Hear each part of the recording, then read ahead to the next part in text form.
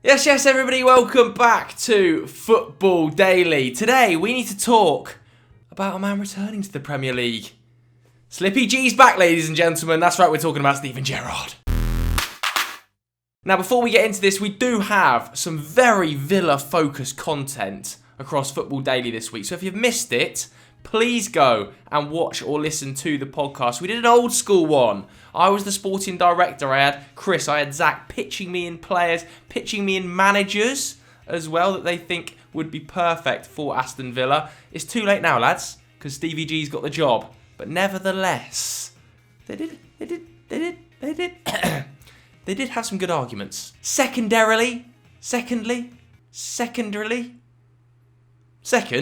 we've got a Sunday Vibes coming on the new managers in the league and how they're going to do over the course of the season. You know, we've got Frank coming back to Norwich by the looks of it. We've got Eddie Howe at Newcastle. We've got Stevie G at Aston Villa. And I want to hear from you guys at home watching. Aston Villa fans, how will Stevie G do? Are you happy? Are you not? I'm going to steal most of your arguments and use them. Have a nice. Okay, Stevie G is taking over a Villa side, of course, that sacked Dean Smith. They've lost 18 games in 2021 alone. I think that's over 50% of their matches. They've lost 5 in a row. So, ostensibly, I'm using some good words there. Ostensibly, I'm going to just check that's the right word. Ostensibly, on the surface of things, I was close. So, on the surface of things, it looks a bit but I think underneath it, Stevie G has had a bit of a worldie here. I think the squad is actually pretty good. It's got a big old budget. The recruitment department, as it's proved over the last couple of seasons, is pretty damn good. The training facilities are fantastic. I was there recently. The academy setup's really good. The stadium is brilliant. The fan base is massive. This is an unreal stepping stone move for Stevie G. Yes, it might be a risk, and I don't want to disrespect Villa by calling them stepping stone, but we all know Stevie G wants to be Liverpool boss. Not many better Prem jobs than this. Seriously. So today I'm going to be looking at what Stevie G could potentially do in the January market and the summer market by running through every single Premier League club and seeing which one player I would sign if I was Stevie G. Now, I took to Twitter as well to ask Villa fans, lads, what do you need? Because, yet again, ostensibly, the squad looks in pretty good shape. So I'm just having a look at some of the responses here. Villa Opinions says, I'd take a punt on Thomas Frank. You've gone Stevie G. And I'd sign Yves Bissouma, Jose Gaya, and James Tarkowski. So here we can see a defensive midfielder, a fullback, and a centre-back. Clearly strong priorities for Villa_opinions. Benin here says, Gerrard, he wanted as his manager. You've got your wish, Benin. He says, Vijnau, the AZ Alkmaar left-back, of course, a pure DM and a left-footed centre-back. So already we can start to see a theme developing of what Villa need. Will PBX also says, new DM, new CB, new left-back. Sam says, we need a DM, we need creativity, and ultimately we need defensive security. Villa Vision also says, James Ward-Prowse, Joachim Mailer, Christoph Ayer. So we can see a real theme developing. Centre-back, left-back, defensive midfielder. I might throw in a few wild cards if I can think of them. Okay. I do also think they could potentially do with a left winger. I know that Watkins can play out their rings through the mid and Buendia on the right, but I do think a bit of competition never goes to harm, does it really? And El Ghazi, is he good enough anymore at this level and where Aston Villa want to go? So I'm not too sure. So I'm going to be looking for, across the 20 Premier League teams, a left-back, certainly, to provide competition for Matty Targett. A centre-back, potentially to replace Tyrone Mings. A defensive midfielder to free up John McGinn. And also, if I can find any, a blockbuster winger. Okay? Let's crack on. Okay, up first at Arsenal then. A little bit of a struggle here, to be honest with you. I wanted to say William Saliba when he comes back, but Arsenal fans warned me off that. George said absolutely no chance. No chance. And I did kind of say no to that move on the podcast as well. So instead, I've gone for Ainsley Maitland-Niles. Now, bear with me, they're not all going to be Ainsley Maitland-Niles style players in terms of backups, but I just think that Maitland-Niles would offer good cover both at fullback in central midfield. He wouldn't necessarily be a starter for Aston Villa, but he would be a good squad name. He's still very young. His contract's up in 2023. We know he's going to be in dire need of more football. And I do think that Villa offer a good opportunity there.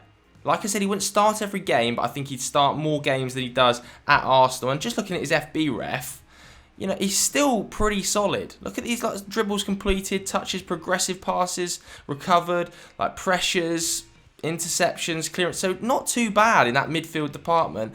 And even in the fullback department, we're seeing a lot of pretty strong categories here. Interceptions, pressures, look at that, in the 99th percentile for pressures. So I think Gerrard could use a player like Ainsley Maitland-Niles. Certainly if he wants to use that sort of high-pressing fullback system that we saw him deploy at Rangers. Not necessarily a huge starter, but I think a good squad choice. Okay? Don't batter me too early. Obviously can't do Villa, so we'll skip past them. On to Brentford, and I've gone for Rico Henry at Brentford. Obviously the fans identified left-back cover as an issue and want more competition for Matty Targett, and I think Rico Henry would offer a really, really good option in there. Now, like Matty Targett, he is only 24 years of age. He's also got a contract up in 2023, which was a little bit of a surprise to me. I'm not going to lie that Brentford hadn't extended that because, you know, he was one of the best players in the Championship at certain stages. He has had injury problems, but nevertheless, I think he would provide excellent competition at a decent price. He's a good age profile. He might not necessarily be an immediate upgrade on Matty Targett, and I know his attacking output is pretty poor, but nevertheless, this would be a good piece of business for me, for Aston Villa, and one that, could I see it happening? No, I don't see them signing Rico Henry, but it's an option. For Brighton, I went for Lewis Dunk. To be honest with you, I was having a look at the Brighton squad and I just couldn't find anyone. I know that one of the Villa fans on Twitter suggested Yves Bissouma, but it's just unrealistic. Like, Bissouma is ready for a much higher level than Aston Villa. I think he's ready to start week in, week out in the Champions League, and Aston Villa aren't there yet. So I think Bissouma is slightly too much of an ask. I also thought potentially Tariq Lamptey, but given his injury record and how good Matty Cash is, I thought that'd be a bit of a waste. Lewis Dunk, whilst he is old, 29, and he is under contract until 2025, would be Aston Villa's starting centre-back alongside Ezri Konsa, in my opinion. I think he is a better footballer than Tyrone Mings. So another one that I don't think is going to happen, and it probably wouldn't be the best option ever, but to be honest with you, Brighton's squad, I just couldn't find anyone better. At Burnley, I went James Tarkowski. Of course I went for James Tarkowski. We all know that Tarkowski's contract is up in the summer. Apparently he's got a gentleman's agreement with Burnley that he is able to leave as early as January. I've spoken about all this before, but yeah, again,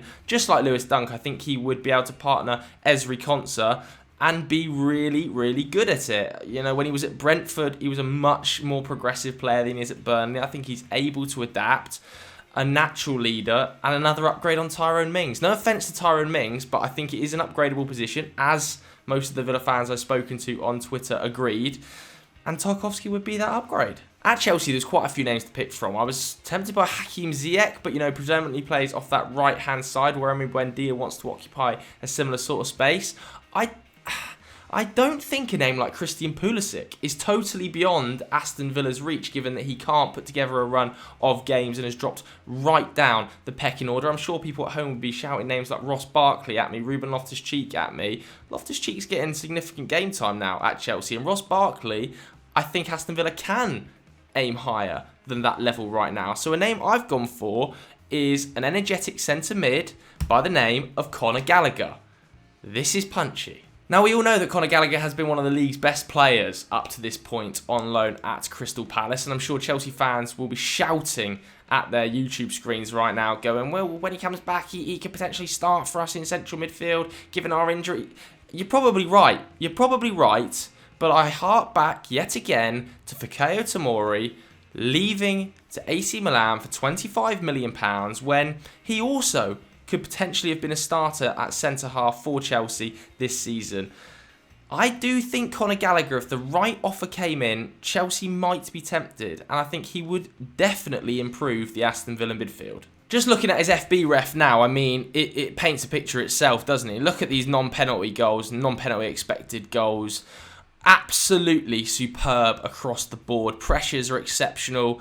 He's an absolute workhorse under Patrick Vieira, and I'm sure he would really work well under Steven Gerrard as well. You know, Steven Gerrard himself being a central midfielder who was slightly more progressive, probably better in the final third, a little bit like Conor Gallagher is, would get the best out of a player like Conor Gallagher. I'd love to see a midfield of Conor Gallagher, John McGinn, and a lights-out defensive midfielder in the future. I think that would be bloody exciting. Is it feasible?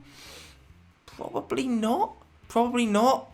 But why not be that punchy? Aston Villa's owners are seriously rich guys, and they're clearly very ambitious. At Crystal Palace, another ambitious one, Wilf Zaha. I talked about the need potentially as a left wing upgrade. Wilf Zaha would start for Aston Villa in that position. He's out of contract in 2023, and I think for Wilf Zaha, the move to the Champions League level sides has probably bypassed him at this stage, and I do think that Aston Villa are a bigger club than Crystal Palace. I think he would get a significant wage bump there and immediately be one of their best players. I'd love to see him managed by Steven Gerrard. Look at what Steven Gerrard was able to get out of Ryan Kent coming in off that left-hand side. So I think he would be an exciting player. He would be slightly costly in terms of wages, but he would be a blockbuster name. Like, he would make waves, wouldn't he? If Aston Villa signed Zaha, everybody would stand up and go, bloody hell, that's a big move. And one thing I did really want to point out about Wilf Zaha is his defensive capabilities. Patrick Vieira has definitely come in and improved that to a level. We look at his stats here, attacking-wise, it's fairly average. Maybe even poor, some might say. But when you look at his progressive carries, his progressive passes, his tackles, interceptions, his pressures, they're right up there. This guy works super hard, and that's exactly what Gerrard's going to want. Now, these next three clubs, Everton, Leeds, Leicester, because they're of the same sort of standard as Villa, I found it really difficult to pick players out of their squad that I thought could be realistically signed and would be a good signing. So I'm going to leave these three clubs over to you guys at home. I want you to go into the comments right now. Everton, Leeds, Leicester. I want a name from each side you think Villa could sign realistically and would be an upgrade on what they've currently got. I struggle with it. Can you do any better? Next up, we've got Liverpool. And this is an interesting one because Stevie G has such strong ties to Liverpool. I actually think he could get a better calibre of player out of Liverpool than almost any other side in the Premier League, if that makes sense, just because he's got connections there, and I feel like certain members of Liverpool staff would want to help him out. And the name I've gone for is so punchy. I mean, it's just never happening. It's Joe Gomez. It's Joe Gomez. I feel like Joe Gomez has slipped down the pecking order. I really do. He's obviously a sensational centre-back, but Joel Matip, when he's fit, is brilliant and probably is a better footballer. I think Matip and Virgil van Dijk are Liverpool's best centre-backs. And as sad as it is for Joe Gomez, he has slipped down the pecking order, especially with the arrival of Ibrahima Konate. Now, I'm not saying this is a possibility because I think I'm being super punchy to the point of taking the piss here.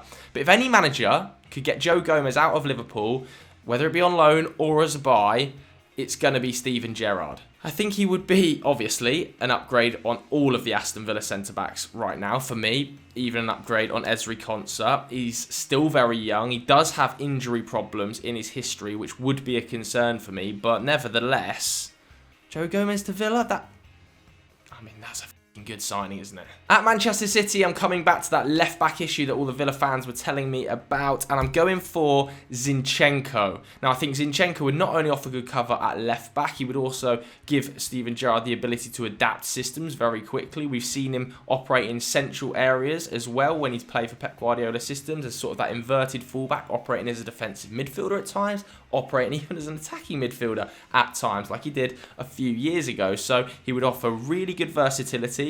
He's an international. I think it'd be an upgrade on Matt Targett. And he wants to play consistent first-team football. With João Cancelo coming in as that left-sided fullback, his opportunities are limited.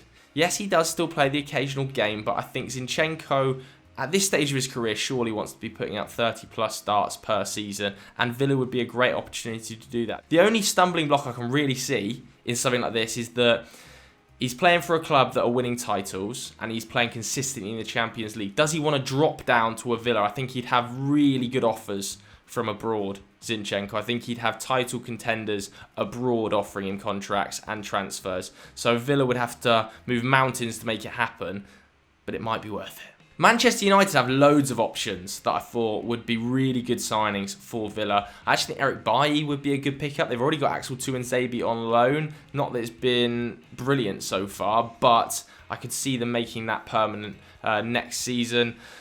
However, do you know, I even thought Ahmad on loan would be an exciting one on that left wing.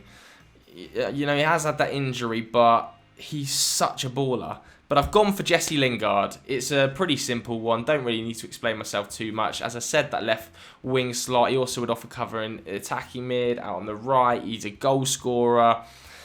And we all know he's going. You know, he's out of contract in the summer. I think if you offered any type of fee to Manchester United in January, they would probably take it. And Jesse deserves more game time than he's currently getting. He should arguably be a starter for Manchester United. When he has started, when he has played for Man United even this season, he's been brilliant. When he was playing for West Ham last year, he was brilliant. I mean, again, I'm going to call up his FB ref, and you'll see why I think he'd be a great signing for a club like Villa. Look at these non-penalty goals, like 0.6. He's in the top 2 percentiles of attacking midfielders and wingers. Assists right up there. Expected assists pretty low, and expected non-penalty expected goals pretty low. But let's face it, that's also partly down to the fact that he's being thrown into games late and it's not helping him having to score from every shot, having to score from every opportunity. This is where I'd be really interested. This sort of pressures. I think the right manager gets a lot more out of Jesse Lingard than Ollie currently is. Pass completion's pretty solid. Progressive pass is pretty solid. I do think that Jesse Lingard has a lot to offer a side, and I think for free it's a no-brainer if you're a club. I honestly think it's a no-brainer if you're a club like Villa. At Newcastle, I went for Alan Saint-Maximin. It's a bit boring, isn't it? But again, the squad, it's just like, who do you pick? Who do I want from this? Nobody. And obviously it's unlikely he's going to leave given that they've got new owners. So I've just thrown his name for it. It's him or Wilson, wasn't it? Everything else you're just like, no thanks. At Norwich, bit of a similar story to Newcastle, but I've gone for Todd Cantwell. He's obviously out of favour at the moment, or he was at least before Frank Lampard took over, if Frank Lampard does officially get announced. He had that falling out with Daniel Farke. He's not started the season brilliantly. It was him or Max Aarons, and I thought, could Matty Cash do with a bit of competition on that right-hand side? He might benefit from it. But I ended up just siding with Todd Cantwell. I think he would just be a good squad player. Wouldn't necessarily be a starter. Wouldn't necessarily challenge the likes of John McGinn in that midfield role. But if McGinn got injured or Emi Buendia got injured, I know that they can bring in the likes of Jacob Ramsey, but I think he'd be an okay option off the bench. And he's still so young, isn't he? To be honest with you, like Newcastle and Norwich is just, it's like shopping in Poundland. Like, there's very, very little to be gained. At Southampton, I went for James Ward-Prowse. I think this one's basically impossible, to be honest with you. Obviously, they were extremely interested in James Ward-Prowse in the summer, had those 2 bids knocked back, but then he signed the new contract. And I think the fact he signed that new deal means he's going nowhere. I was also tempted by Kyle Walker-Peters because he's actually playing really well as a left-back. I know he's right-footed and historically has been a right-back, but with the arrival of Tino Livramento, he's been moved out onto the left and he's doing a really good job. So I was tempted by him, but I just think if Villa could get Ward-Prowse somehow, it's going to be impossible, but somehow say they did, it'd be a brilliant signing, wouldn't it? As for Tottenham, I was struggling. I was thinking Steven Bergwijn or Dele Alli, to be honest with you.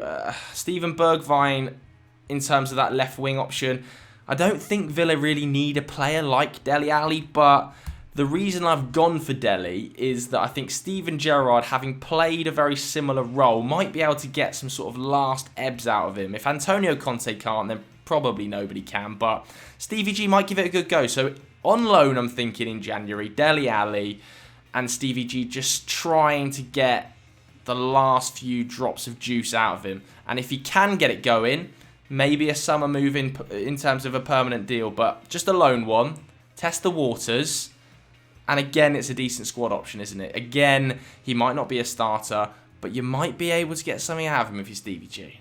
Can you re-find the old Dele? At Watford, I've gone for Ismaila Sarr. Now, obviously, you're hoping Watford go down if you're Aston Villa, because a player like Ismaila Sarr doesn't come on the market too often from a relegated side. It was obviously a shock when nobody picked him up the first time he went down with Watford. And I know he predominantly plays on the right, but again, he could almost play anywhere across that front line and be an improvement for me in terms of Villa's forwards. I know that they've actually got quite good options, Watkins, Ings, Buendia, Leon Bailey up there as well.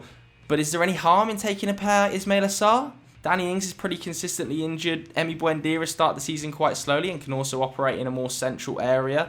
Stevie G might want to play a 4-2-3-1. And let's say Danny Ings does get injured, Watkins through the middle, you shift Bailey out onto that left-hand side, Buendia in the 10, and then Ismaila Sarr come in on the right. I think it's an interesting one that doesn't necessarily have to happen, but he's also excellent in transition. West Ham, again, I just couldn't find anyone in the squad that I thought was a realistic good option. It's Issa Diop I was tempted by, and maybe I should have put Issa Diop because he is probably fourth choice now. Craig Dawson doing really well, but with the Ogbonna ACL, there's just no way West Ham are going to do business on a player like him.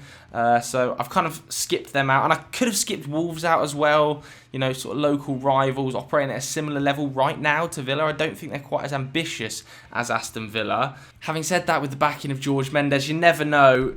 But I've gone slightly rogue, and I've gone Ruben Neves. We needed that sort of defensive midfielder, deep-lying playmaker. He's not quite the player I think Villa need. I think Villa need more of a destroyer to allow a player like John McGinn a bit more freedom. But to be honest with you, again, like Pedro Neto, higher ambitions. And who else is there? This is a hard video to make, lads. I feel like I've done everybody a bit of a disservice, because this was a hard video to make. And just looking at what I've created, I think Maitland-Niles slightly realistic, Rico Henry maybe, Dunk no, Tarkovsky probably, Gallagher punchy but realistic in my opinion, Wilf Zaha very punchy, Joe Gomez very punchy, Zinchenko very punchy, Lingard realistic, Sam Maximan no chance, Cantwell do you want him? James Ward-Prowse no chance, Dele probably possible.